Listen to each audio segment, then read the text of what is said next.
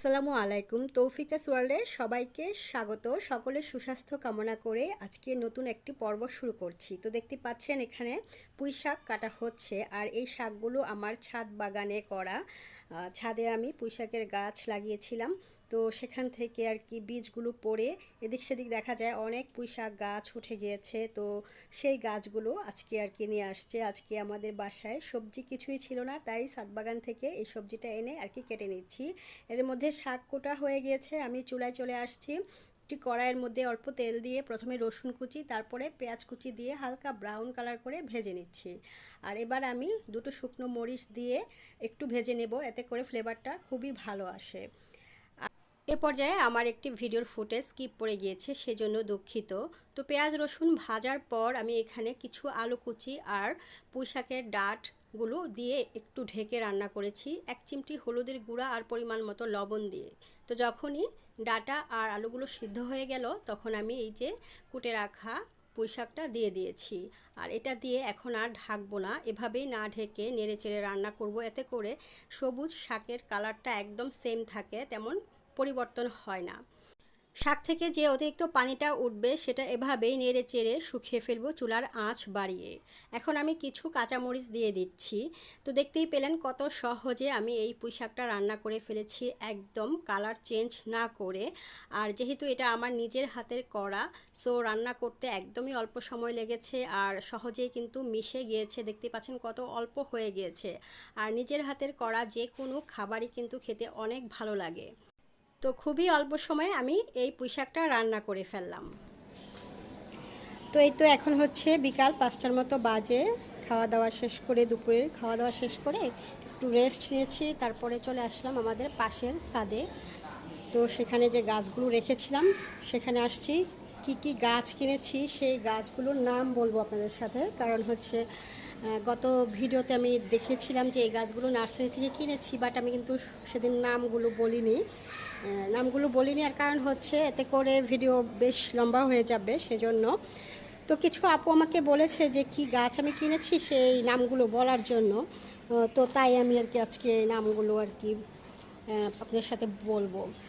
আর এই সবগুলো গাছের দাম আমি ওভারঅল একসাথে দিয়েছি, তাই পার্টিকুলারলি আমি গাছের আলাদা করে আসলে দাম বলতে পারছি না। তো সেদিন কিন্তু বলেছিলাম গাছগুলোর দাম, সবগুলো গাছের দাম কত নিয়েছে। তো যাই হোক, এখান থেকে আমি শুরু করি কি কি গাছ কিনেছি। এটা হচ্ছে কারি পাতা। তো কারি পাতা গাছ অনেকেই দেখেন নাই নিশ্চয়ই। তো এই হচ্ছে কারি পাতা গাছ। কারি পাতা যেটা দিয়ে আমরা আসলে বিভিন্ন মজাদার রেসিপি করে থাকি আর কি। বিশেষ করে এই কারি পাতাটা ইন্ডিয়ান যারা আছে ওনারা বেশি ইউজ করে, বিভিন্ন রেসিপি করতে গেলে এই কারি পাতাটা বেশি ইউজ করে। তো এই হচ্ছে কারি পাতা গাছ, আর এটা হচ্ছে আমড়া গাছ। তো অনেকগুলো গাছে আমি দেখেছি আমরা আসছে, বাট এই গাছটাতে আমরা কিন্তু আসেনি, ফুল দেখা যায় আসছে। তো আমরাগুলো হবে কিনা ঠিক জানি না। তো এই গাছটাকে আমার বেশি ভালো মনে হয়েছে, তাই আমি এই গাছটা নিয়েছি। আর এখানে একটা ফুলের গাছ আছে। তো এই ফুলের গাছটার নাম এই মুহূর্তে আমি ঠিক মনে করতে পারছি না, কিন্তু যখন কিনেছিলাম তখন কিন্তু আমি জানতাম গাছটার নাম কি। তো এই ফুলগুলো ফুটেছে অলরেডি অনেক দিন হয়ে গেছে, তো এখন মনে হয় একদম চুপসে যাচ্ছে। আর এই যে এটা হচ্ছে রক্তজবা ফুল গাছ। তো এখানে দেখা যাচ্ছে এই আগার মধ্যে আর কি ফুল হচ্ছে, তো মেবি ফুল ফুটতে পারে কিছুদিনের মধ্যেই। আর এই যে এটা দেখতে পাচ্ছেন হলুদ রঙন ফুল গাছ। গাছটা কিন্তু অনেক সুন্দর, আর একদম দেখতে পাচ্ছেন নিচ থেকে একদম ঝাঁকড়ানো। আর এটা হচ্ছে লিচু গাছ। এটা হচ্ছে আফগানি লিচু, যে নার্সারি লোকটা বলেছে যে ছোট অবস্থাতেই নাকি লিচু আসে। তো দেখা যাক কি হয়। তো লিচু গাছটাও কিন্তু সুন্দর আছে, একদম ঝাঁকড়ানোই আছে। আর এই যে এটা হচ্ছে আমার খুবই শখের একটি গাছ। এটা হচ্ছে দেখতে দেখা যাচ্ছে তেজপাতা, বাট এটা কিন্তু তেজপাতা না, এটা হচ্ছে দারুচিনি গাছ। আর এই পাতার সুবাসটা এত বেশি ভালো লাগে, আসলে যারা এখন পর্যন্ত দারুচিনি গাছ দেখেননি তারা আমার এই ভিডিওর মাধ্যমে আশা করি দেখতে পারবেন। আমি একটু দূরে থেকে দেখাচ্ছি দারুচিনি গাছটা। আর এই দারুচিনি পাতাটা দিয়ে চা করা যায়, রং চা, তারপরে পোলাওতে দিলেও কিন্তু অনেক ভালো লাগে। তো এই গাছগুলো কিন্তু এখনও লাগানো হয় নাই, সবই এখানে এনে রেখেছি। এই জায়গাটা ছায়া আছে, তাই একটা ছায়াময় জায়গায় এটা দু একদিন আর কি সেট হওয়ার জন্য রেখে দিয়েছি।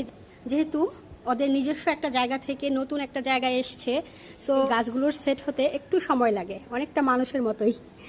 এই যে এটা হচ্ছে ক্রিসমাস ট্রি, এটাও আমার অনেক শখের গাছ। আমি অনেক দিন থেকে এই গাছটা আর কি খুঁজতেছি। তো ঢাকার নার্সারিগুলোতে অনেক দাম নেয়, তো ওখান থেকে আসলে একটু তুলনামূলকভাবে কম দামে এনেছি, যদিও গাছটা অনেক ছোট। আর এই যে এটা হচ্ছে রঙন ফুল গাছ, এটা হচ্ছে লাল রঙন, এখানে অনেকগুলো কুড়ি এসছে, তো এগুলো ফুটবে মেবি। তো একটা এনেছি হলুদ রঙন ফুল গাছ, আর এটা হচ্ছে লাল রঙন ফুল গাছ। এই গাছটা দেখতে পাচ্ছেন অনেকটা সুন্দর আর বড়, বেশ নিচ থেকে ঝাঁকড়ালোভাবেই উঠেছে।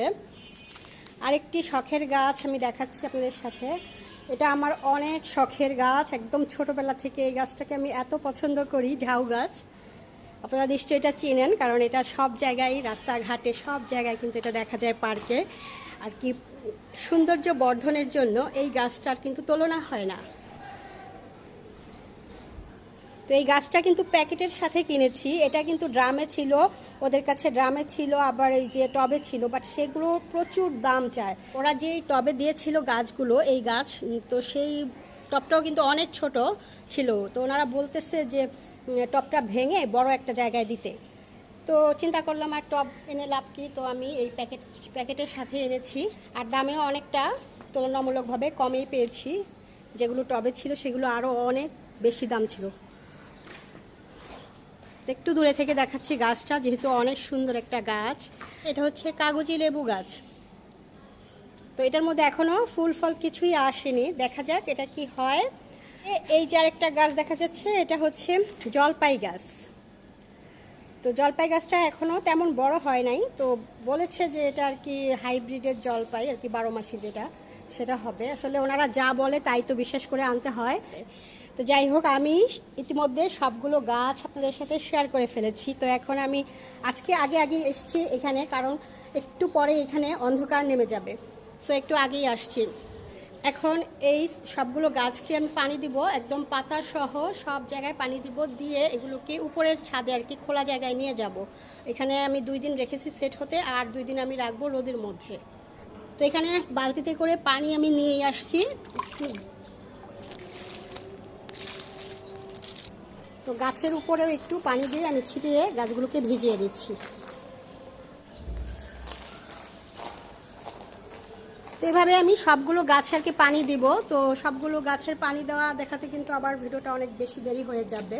আরেকটি কথা বলে রাখছি, আমার তো আরেকটা চ্যানেল আছে, তৌফিকাস গার্ডেন অ্যান্ড ব্লগিং। সেখানে কিন্তু আমি সব ধরনের গাছ কিভাবে লাগাই, আর পরবর্তীতে কিভাবে পরিচর্যা করি, আর ফুল ফল আসলে পরে কিভাবে কাটি তুলি, সেগুলো কিন্তু শেয়ার করি তো আমার ওই চ্যানেলটিতে।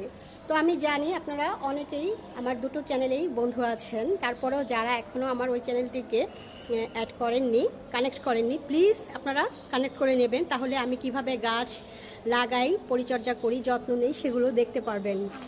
তো আর কথা আজকে এখানে বলছি না, কারণ এরই মধ্যে কিন্তু ভিডিওটা বেশ বড় হয়ে গিয়েছে।